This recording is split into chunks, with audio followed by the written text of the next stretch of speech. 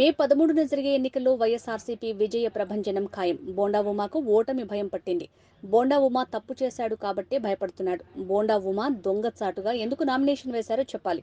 బోండా ఉమా తన కొడుకు తప్ప నామినేషన్కి ఎవరొచ్చినా దిక్కులేరు. నిన్న రాత్రి బోండా ఉమా నాటక ప్రభంజనం సృష్టించాడు.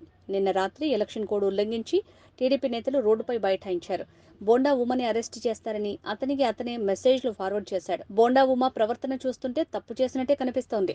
డివిజన్లో ఉదయం నుంచి కూడా మన స్థానిక కార్పొరేటర్ జానారెడ్డి గారు, గౌతమ్ రెడ్డి గారు, అదేవిధంగా తోట శ్రీనివాస్ గారు, మిగతా ముఖ్య నాయకులు, పార్టీ నాయకులు, కార్యకర్తలు, అభిమానులు, స్థానిక పెద్దలందరూ కలిసి ప్రతి గడప కూడా టచ్ చేయడం జరుగుతుంది.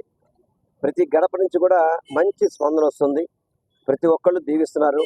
తప్పకుండా మళ్ళీ జగన్మోహన్ రెడ్డి గారే మనకు ముఖ్యమంత్రిగా కావాలి, ఇక్కడ మీకు ఎమ్మెల్యేగా గెలిపిస్తాం, ఎంపీగా నాని గారిని గెలిపిస్తామని చెప్పని ప్రతి ఒక్కరు కూడా చెప్తున్నారు.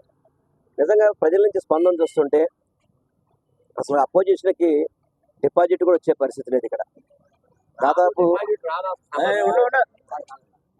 100 రోజుల నుంచి నేను ఇంచుమించుగా ప్రతి ఇంటికి వెళ్తున్నాను.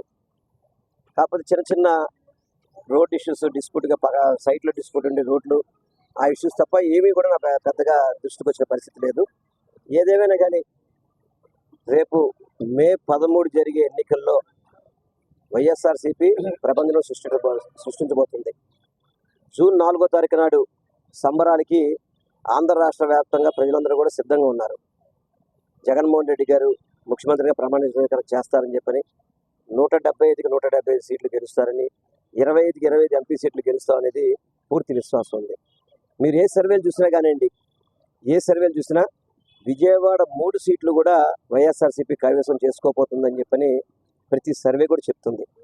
దాన్ని బట్టి అర్థం చేసుకోవచ్చు రాష్ట్ర వ్యాప్తంగా ఏ విధంగా పార్టీ ముందుకెళ్తుందా అనేది. అది తెలిసి ఇక్కడున్న మైసూర్ బోండా రకరకాలుగా పాపం భయపడుతున్నాడు. అదేవిధంగా ఏదో సానుభూతి కోసం ప్రయత్నం చేస్తున్నాడు. ఇప్పుడు పోలీసులు ఎటువంటి సమాచారం కూడా బయటికి లేదు. దానికోసం అని చెప్పని నన్ను అరెస్ట్ చేస్తారని చెప్పుకోవడం అంటే తప్పు చేశాడు కాబట్టే అతను భయపడుతున్నాడు. తప్పు చేశాడు కాబట్టే అతను భయపడుతున్నాడు. తప్పు చేయకపోతే ఎందుకు భయపడాలి? ఎందుకు భయపడాలి? ఎందుకు దొంగచాటుగా నామినేషన్ వేయాలి? ఇదేదో దాదాపు నేను ఒక 50,000 40,000 మెజార్టీతో గెలుస్తానని చెప్తున్నాడు కదా. అటువంటి వ్యక్తి 2 తీసుకుని నామినేషన్కి వెళ్ళాడు.